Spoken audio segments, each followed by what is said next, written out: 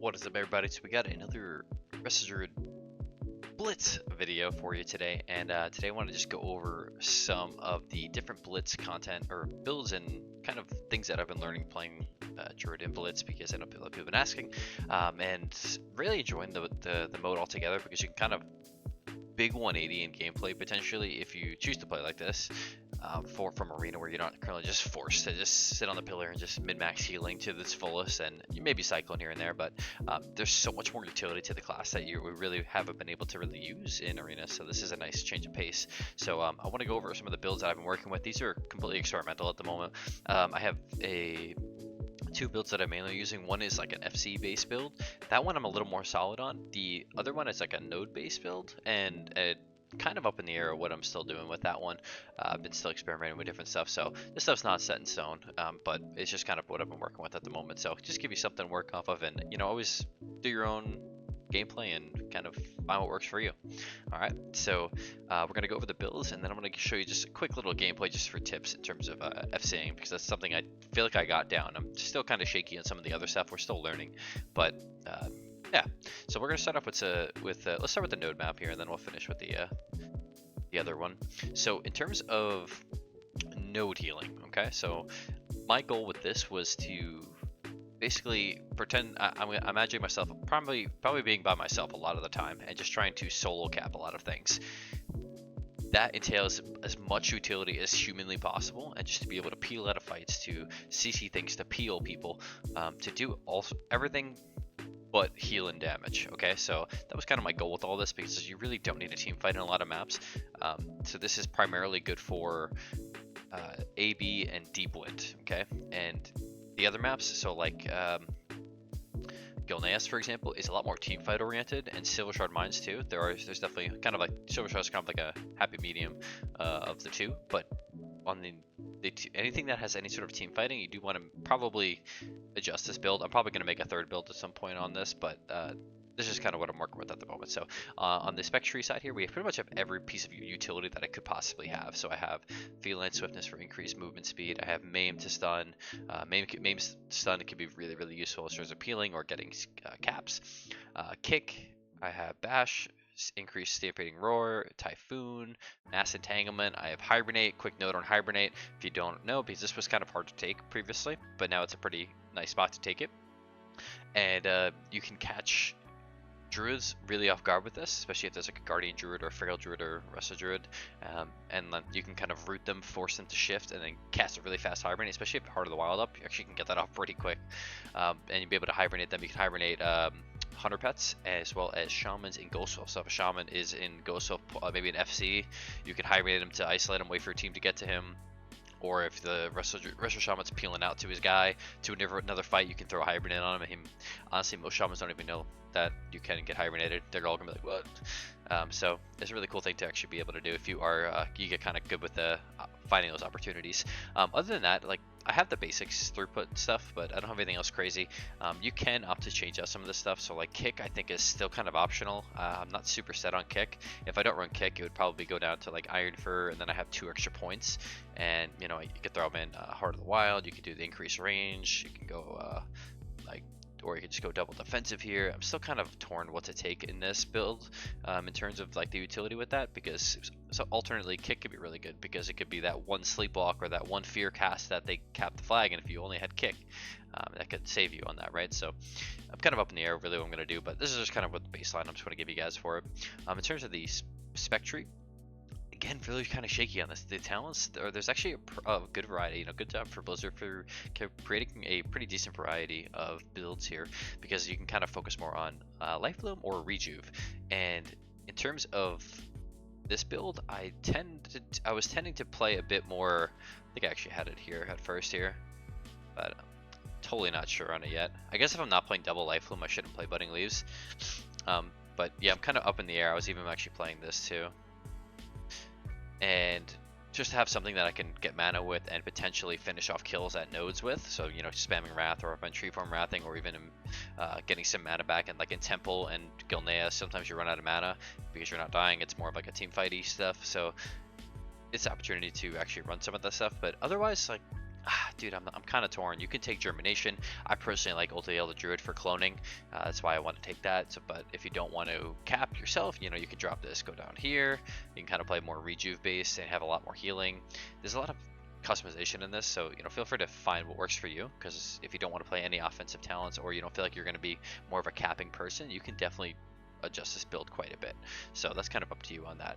But that's what I'm kind of going with here. In terms of PvP talents for this build, I play Preserve Nature because the healing from Trank is really, really good if you do want to use it to 20% increase heal. And then also the immunity. So like if you cap the base and you're trying to guard it, there's a priest runs at you and he's going to try to fear cap you, right? You can potentially trank the fear and ruin his cap opportunity. So there's definitely some really niche opportunities to use this as an immunity to CC or just to live. You're getting peeled a lot or you're about to die, you can just pop this to hopefully another person will save you. Tireless Pursuit, I think, is just like really awesome around the board here, just for the increased movement speed. And just a quick note on Tireless Pursuit, make sure you do have a cancel form macro, so it's just / cancel form, so you're constantly travel form, cancel form to get that increased movement speed all the time. You're FCing, you're gonna bear form, or you can travel form, bear form, and just kind of constantly using this to have this uptime, really good uptime on it. And then early spring, I think early spring is just like a super nice lock-in talent to have, whether you're healing yourself as an extra hot to have, or healing a team fight or something like that. It's just really nice to have. Alternatively, you could play some of these other talents, like you could play Focus Growth. I think I was playing Focus Growth on Temple, and just to have a little more single target healing. And yeah, that's kind of it. But again, experiment. There's so many different opportunities here. So and then next I want to talk about the FC. So I'm going to talk about the build and then just give you a quick little example of, I'll probably let something play in the background after I talk about the build. So for the build, it's this one I'm a little more solid on. I do really like this build at the moment. So movement speed, we have every single tanky talent possible. So all of the Guardian type talents. Actually, I don't have the armor one. That's the only one I don't have, but I opted to take these two instead of the armor.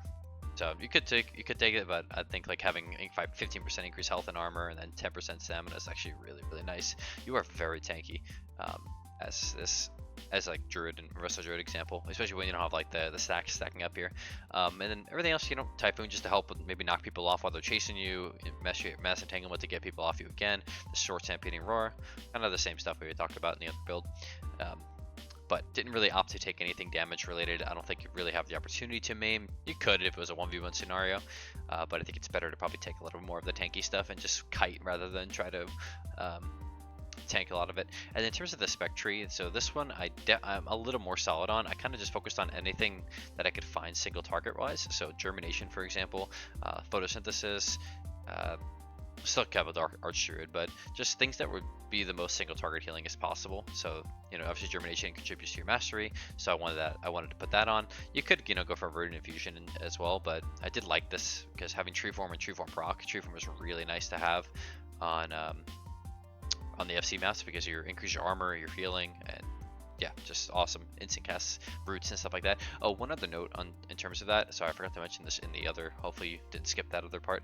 For the node map build, I'm probably going to mess around more with Convoke in War Within because it's buffed up to 12 spells, and I played it on the beta, and you can definitely 1v1 people. Heart of the Wild Convoke in a stun, you can rock so much damage on them, so what something I could probably imagine in your head is you wither someone down a little bit, you go for Heart of the Wild Convoke, you start convoking them down, they freak out at like 50% health, their health just keeps going down, they trinket, you can throw a maim secondary stun in, clone them, captive flag, shit like that. I think it's going to be really useful to have in that scenario. So I think on like a Deep Wind or an AB, just those two specifically would probably be a good opportunity to play the Convoke if you do want to play it. And you can also just heal with it as well, so it's not like it's a complete waste if you don't get the chance to play it offensively.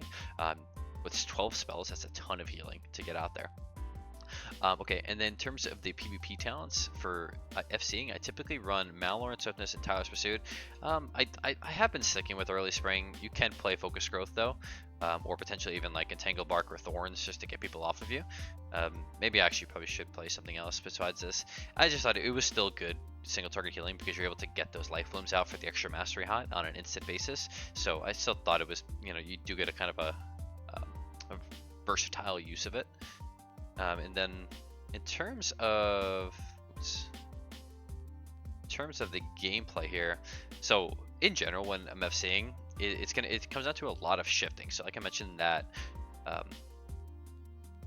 like the cancel form stuff. So being able to just get used to just travel form, cancel form all the time. This guy dropped the flag, picked it up there. But you have so much speed, so constantly shifting all the time, throwing a root on him here. Okay, I should have been pre-hiding myself here on this Karma. I think I end up just overgrowthing it though, we're fine. Yeah, so overgrowth, Barkskin, just booking it out of there. And make sure you find any opportunity to charge as possible. So this was actually a really nice opportunity. This guy was about to hunt me here, so he was going to come to me, but I actually got the leap on him first. So I pushed him over there, and then lucky my guy freedom me. Really good at distance from the ret. I was able to punch out of there. Great peels, and just cross the map so fast on here. This I probably shouldn't push into here. I should have tried to ran out a little bit. I don't know what I was really doing. But yeah, mistake on my end. But we do have tree form for this exact reason. If you do get kind of jumped in this scenario, we got double affliction lock on me, it looks like, or triple affliction lock. Just popping every single heal, using those instant roots whenever possible. Shift out, shift back in. So travel form, cancel form into tree form again, just to keep giving me that increased movement speed. This dude, I got CC'd so much here. This was actually crazy. How much CC I took here. I bashed him, still running, got feared again. Got feared again, got stunned again. I almost died on this one here. But look, I had a renewal there. Iron Bark, shifted into bear form. Tried to root over the DH, I couldn't get there in time. Just constantly shifting, but you know, you get a good appreciation how tanky you are as this class. Even with 5 stacks, tried to help him out a little bit. The guy looked like he was dying, and I punched back to try to get the cap. We won the game off that. But just really getting used to constantly shifting is what I kind of want to get at, and just constantly running and then looking for little opportunities to throw CCs out, whether it's bashes, instant roots. You can throw cyclones in there as well. But yeah, that's kind of the gist I want to get out there. In terms of capping, maybe I'll have another video at some point on more examples of capping. But use cyclone to your advantage, right? You can literally clone cap anything. So if you get their trinket, you can just clone cap them. You can use hibernate for that. There's a case where you can sneak a hibernate, you should get a free trinket, and then you get the clone cap. And yeah, if you guys have any other questions about anything Druid based, just let me know down below, and let me know if other healers you want to see, because I have been playing every healer, so I would love to make more of these on different classes. So let me know what you guys are interested in seeing, and I'll catch you guys in the next one.